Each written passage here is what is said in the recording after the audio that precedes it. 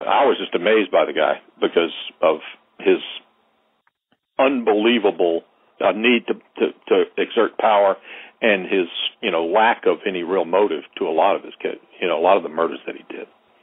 Yeah, and his lack of remorse. He seems to be, when you think about a sociopath, it's somebody who feels no remorse for exerting, violence against somebody. And he had to be. If he was responsible for at least 50 murders, you would think that that would be a mind that they would want to assess. That's what I thought at the time. But they're, obviously they have a different set of criteria than I understood. So when we had Martinez in custody, and we had him in custody for about 2 or 3 months, he started to cooperate with us. We really started getting that corroborative information about many of the murders. And we were able to put together, with his cooperation, a factual sort of format as to how each case went down. Because we ended up wanting to charge all those summertime murders. And that's what we ended up doing. We charged them all. Martinez pled to 14 murders, and we ended up having him go through all of the D.C. murders that he had done with Perry, and ones that he could remember and details that he could remember. But he also knew about other cases that Perry had done that he was aware of but didn't have any firsthand knowledge. So once we had that information and we started putting our case together, where we had the physical forensic evidence verifying everything, and we developed a couple of more insiders that cooperated, a guy by the name of Jerome Kearney, who owned the murder van that I told you about earlier. So let me ask you about the murder van. Okay. All right, so you found fibers of the van on Garrett Terrell, and you found fibers from Garrett Terrell's clothing in the van. Is that all you had to tie? Well, we had his fingerprints in the van too, and that's right. And then of course we had Martinez, who was driving the van, saying, "Yeah, well, I was in the driver's seat. Tyrone Price was in the the front passenger seat. Wayne was in the second seat of the van with Garrett, and Garrett was in the second seat of the van. So it was Wayne and Garrett. And then there was Jerome Kearney, who was in the back seat of the van. And if you know how these vans are, they have that little area where you open up the sliding door of the van, and you have a little open area that you can either jump into the second seat or you can go into the back seat. Right. And so when Martinez is talking about the murder, he's basically saying that he's seeing what happened from looking in the rearview mirror, because he was driving at the time. He said, and how did they murder him? Well, they picked him up at his home and told him that they were taking him, he was going to go with them, that they were going to do a caper. In other words, they were going to go murder somebody else. And so he joined, he was happy to join them. They had found out that he was going to start selling drugs for somebody else instead of Martinez. And they didn't appreciate that. And they thought that he would steal from Martinez. This was all their informant information, whatever it was, usually came from young women who knew these guys, who would tell them what these, associates of theirs were planning, so that, they could feel comfortable that they were, being treated properly by their drug associates. But in Garrett's case, apparently Garrett wanted to move up and out from under Martinez's thumb and was going to go and get another drug supplier. So that made Martinez angry. And of course, if Martinez was angry, that meant Perry would take care of business for him. So that was the plan. Pick him up, make him think we're taking him with us on a caper, and we'll just kill him. So Martinez said it all worked out perfectly. Wayne pulled out his gun and shot Garrett a couple of times in the torso, and then shot him 2 times in the head. But you said you didn't find any blood on that front seat. Well, I'm thinking, when we first initially heard about the murder, that this huge amount of blood, which was on the back seat of the driver's seat, I thought that would be Terrell's blood, because, they had to stash him there for a while until they drove up into where they were going to dump him, to their dump site. it never occurred to us that we had missed the blood site, completely inside of a small van like that. But as it developed, we ended up making a case against the owner of the van, Jerome Kearney, who was in the back seat of the van. He said, yes, that's exactly how it went down, but Wayne pushed him over into my lap, where he says that Terrell just bled mostly in my lap on my clothing. And I said, well, so he bled right there at that particular point? He said, yes. This was, of course, months later, because it took us a while to put our case together on Kearney. And Kearney said, well, I think the only place that his blood could have ended up would be down in the wheel well in the passenger side rear wheel area. And so I went back into the van after all those months that we had it, and went back into the wheel well area, and sure enough, there was a whole, pool of blood down at the bottom of the wheel well in that part. And I recovered several, blood samples from that pool of blood and resubmitted those for the DNA, and of course it matched Terrell.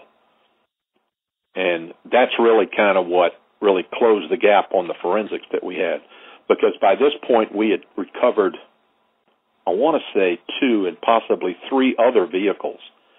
Alveda Hopkins had been killed in a vehicle. Yolanda Burley had been killed. Yeah, so it was just 2 other vehicles. So we found the vehicle that Yolanda Burley had been killed in, and we found the vehicle that Alveda Hopkins had been killed in.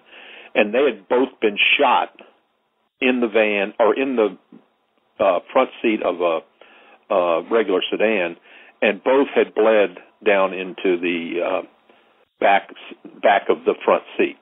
And so we recovered DNA from those 2 victims from those 2 vehicles. And, of course, we identified those 2 vehicles as a result of information that we got from Kearney and from Martinez. So that way we significantly corroborated their testimony, where they said, the reason that you can believe me is because, these are the vehicles that we told the FBI about, and sure enough, the FBI located the vehicles. And we, this was months later, and we got their blood out of these they were old hoopty, what D.C. street vernacular referred to as just old beat-up sedans that people used pretty regularly for almost anything. And in this particular case, they used them for those 2 murders. So with that kind of forensic evidence, now we had DNA from 3 of Perry's victims inside vehicles that we knew he had used, and had his fingerprints in, and we also had corroborating testimony from his co-conspirators. That was, to a large extent, our case.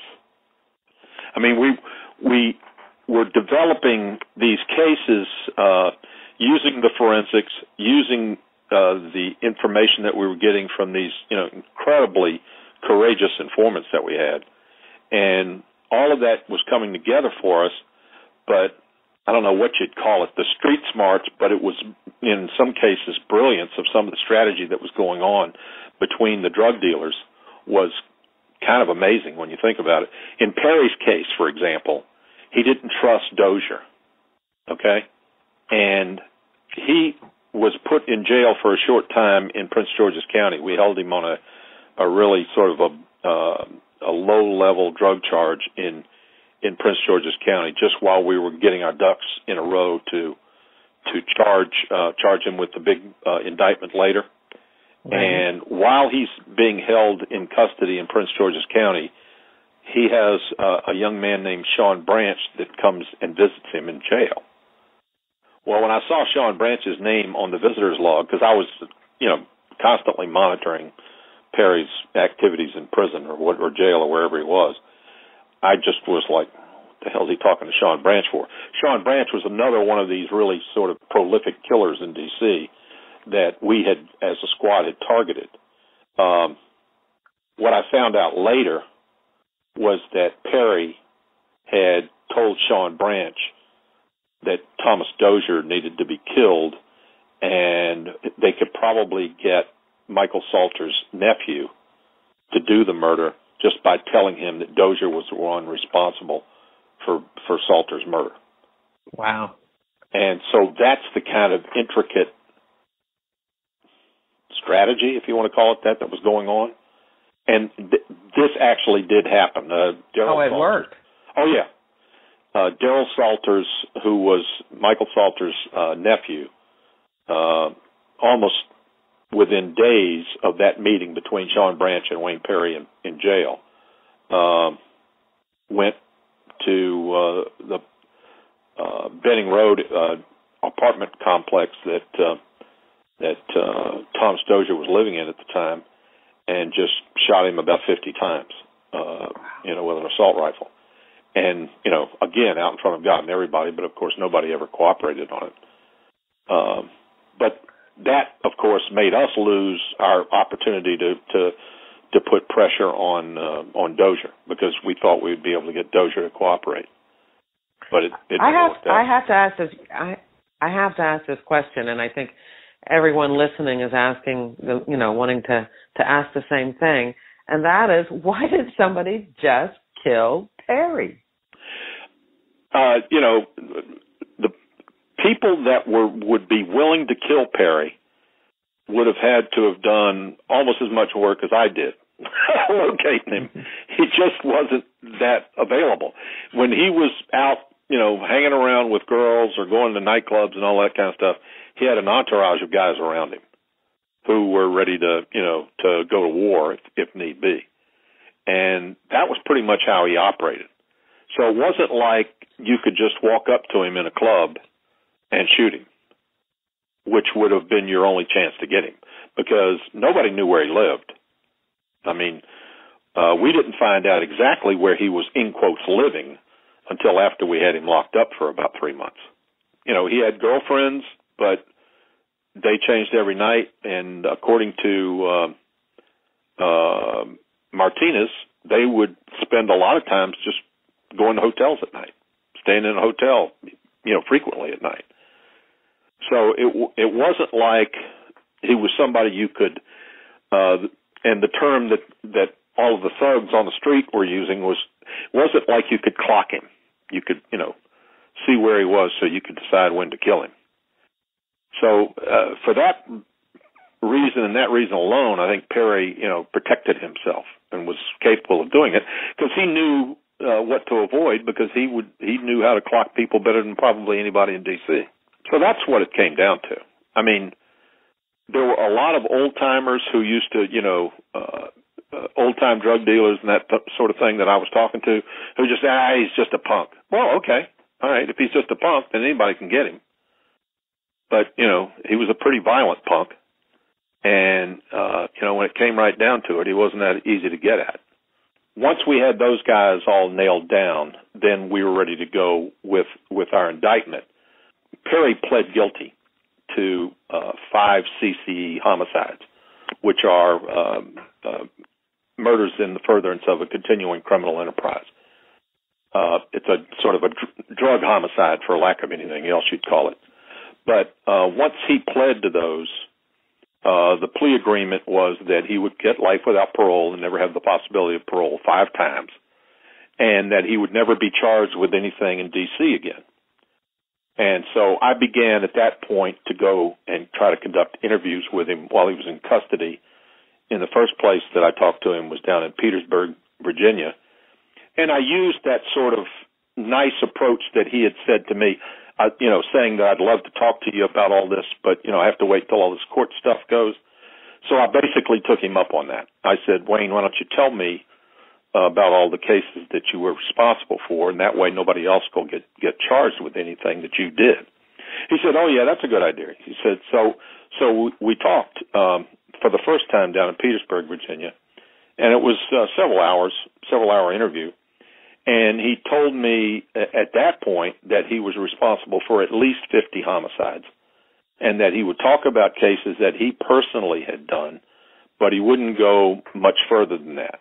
He wouldn't talk about murders that he had done with other people, which were fairly extensive. So I took down... And why was that? Well, he was not going to snitch. That was his, moral, ethical... standard. He wasn't going to snitch. he could murder and torture and kill people, but morally and ethically, he could not see himself snitching. Right. So he liked the idea of closing the cases because he didn't want anybody being charged with anything that he had done. And so that's the approach that I had with him. And, I'm looking at that point, he's saying 50 homicides. A couple of things happened after that interview, but he ended up getting transferred into the custody of the Bureau of Prisons, and they sent him first to Marion, where he was the cellmate for John Gotti, and then they ended up shipping him from Marion out to Florence, Colorado, to the Supermax out there. And so it took us until he got shipped to Florence, Colorado, where we could actually arrange another interview with him. And by that time, I had our squad had been working on another case of some of Perry's associates in the southwest part of D.C. And I had worked on this one close associate of Perry's by the name of Vincent Hill. Vincent Hill was out selling marijuana one day, and I drove up on him to do a jump-out arrest on him. We knew he had a bunch of marijuana on him, and we were just going to arrest him to sort of develop more information and intelligence about our case against him and the rest of the Southwest crew. But I knew he would run from me. He ran in a direction that I didn't expect, which was right at me. And I clipped him with my car and flipped him up over the hood of my car, and he landed on a concrete abutment and apparently broke a rib. And when I jumped out of the car and put him under arrest, he was spitting up blood. Well, at the time, it didn't occur to me that the guy was anything but stupid. But on the other hand, I didn't really want to hurt the guy just for an arrest. So, we took care of him, sent him to the hospital and all that kind of thing. When I go out to Colorado, this incident had already occurred. Perry is mad at me because I almost killed his friend, he said. Oh. And I looked at him and I told him, I said, Wayne, the guy ran out in front of me. I had no choice. He ran into my car more than anything else. And at that particular point, Perry started laughing. He said, yeah, he does stupid stuff like that. So then we immediately got into that rapport again, and it was amazing. I mean, initially he's angry at me, and then all of a sudden he's Mr. Nice Guy again. That's when he told me that he had actually done 100 homicides with him, personally and with friends over the years. And so he ended up, between the two interviews, gave me details enough to close about 30 homicides. And so that's kind of where it sort of ended, because by the end of our second day of interviews out in Colorado, it started to occur to him that if he ever was able to get dropped down from, his incarceration at the Supermax, if he was ever going to go to like a regular penitentiary like Lewisburg or Atlanta or, any of the big major federal penitentiaries, that he wouldn't be able to list all of the people that he killed because he would be in conflict. There would be a conflict with all of the people that he had killed over the course of his lifetime, where he'd never be able to go to a regular prison facility. Because he thought we were friends and associates friends of them? And family and associates of his victims would be everywhere in the federal correctional institutions, which, to be honest with you, was pretty likely. But, that was his statement where he cut us off, where he wouldn't talk to us anymore. But, as a result of it, we were able to close those cases and give some of those families a little bit of, I wouldn't call it closure, but a little bit of sense of justice. In other words, I talked to a couple of mothers and fathers and just told them, this guy killed your son and he's in prison for the rest of his life, and, this is who he was and this is how he did it and why he did it and all that kind of thing. Did he ever tell you how this all started, how he got into this business? Yeah, he told me about the first murder he ever did, and it was a very strange murder, but a case that to be honest with you, I've never been able to prove or verify, but the details were such that I feel like it happened exactly like he said. but he was 14 years old, and he was running a little group of hooligans, I guess is as good a term as any, who were stealing purses and wallets from, he called them old ladies who were government employees around Southwest D.C. And he would take their wallets and their purses and give the credit cards and the identification information to his cousin, who was, it sounded to me, and I verified it later when I did a criminal check on his cousin, was involved in check boosting or fraudulent ID stuff and busting phony credit cards and all that kind of thing. He was doing all sorts of scams on banks at that time, and he was involved in it as a partner with another older guy. He would take the stuff that Perry and his little crew of guys would steal, and he would, put it to good use, in other words. And then pay Perry and his little crew of guys money. But Perry, again, wanted to control this little group of thugs that he had working with him, who were all just basically Southwest, juvenile delinquents in D.C. So his cousin said to him one day, I need you to kill my partner. And Perry looked at him and said, why me? He says, because if you kill him, they won't do anything to you. They may send you to juvenile jail or something like that, but it won't be anything bad, and you've never been arrested for anything, so they won't even know you're with it. And Perry said, well, I'll do it if you give me a gun, and I can keep the gun because I want to be able to threaten my partners down here, the guys that I have working for me. And so the cousin agreed to it and gave him a gun, called him to go to the northeast section of D.C., an area called Woodridge, which is a neighborhood up off of Rhode Island Avenue, and meet up with him and this guy that was the intended victim. Perry said that I was supposed to just stay there with the guy so that my cousin could go off and get him, develop an alibi. And then I was supposed to ask the guy to buy me an ice cream or something like that, just to get him walking away from the house, and I could shoot him anywhere I wanted to along that route. And that was the plan. And Perry followed the plan, right away. And he said he walked with the guy down to this little mom and pop grocery store in the neighborhood and watched him walk into the basement. And as soon as his head got at the level that he could see, just nothing but the back of his head, he pulled the gun out and emptied it into the guy's head. Now, this was a .22 caliber revolver.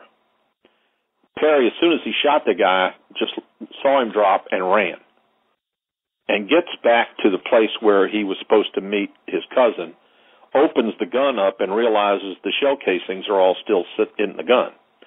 So he starts to cry. And I said, Wayne, why'd you start to cry? He said, because I didn't know anything about guns or revolvers or anything like that, and I thought I'd somehow screwed up because the bullets were still in the gun. He didn't realize that the shell casings, would stay in the revolver. The revolver. He thought he had a automatic.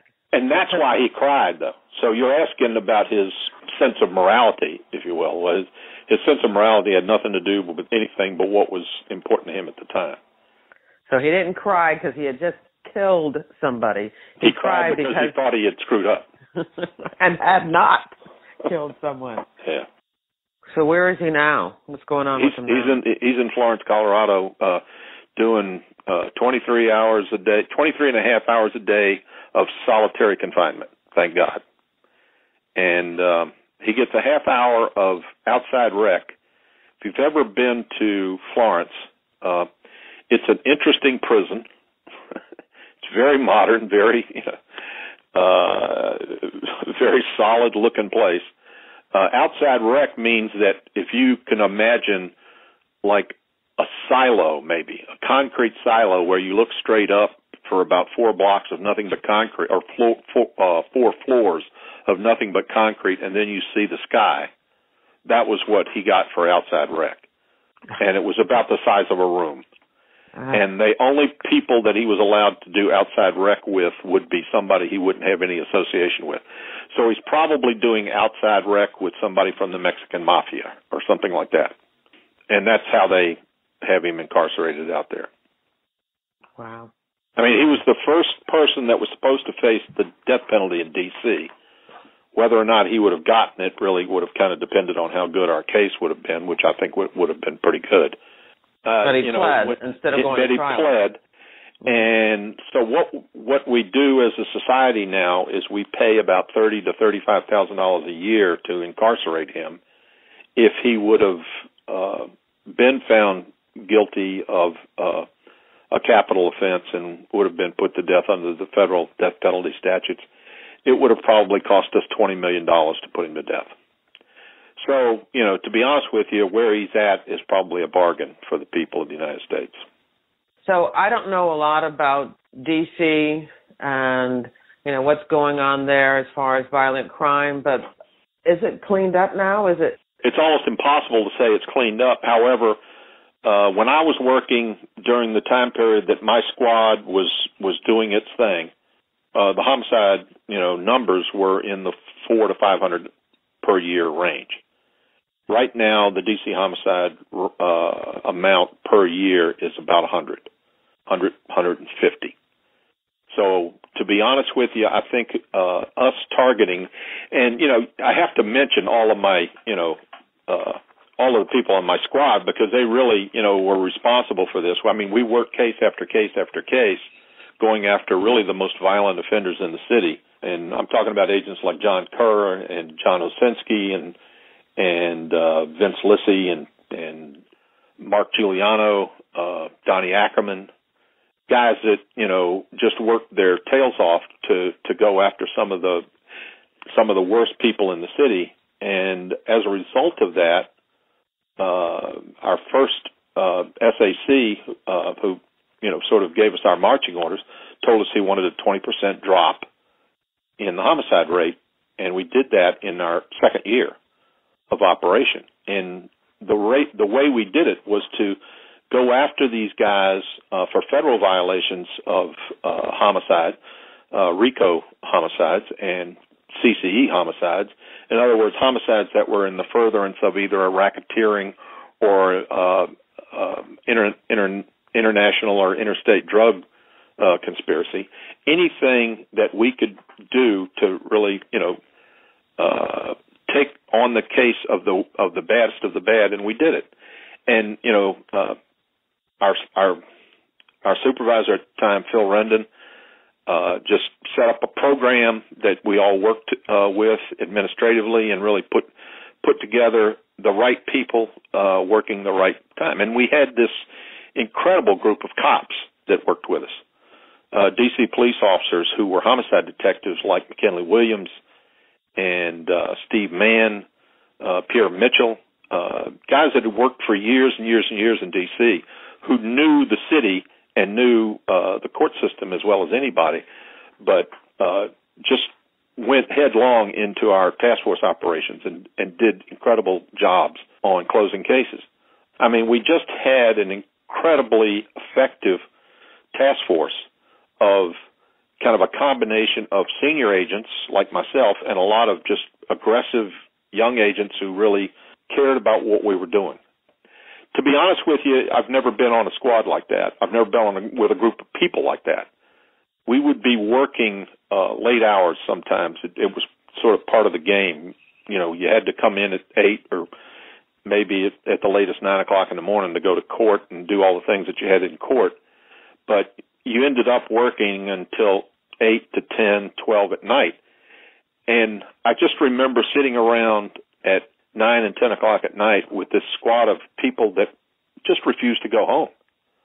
I mean, they were the most incredible people I've ever worked with because they cared deeply about the city. They cared about their community.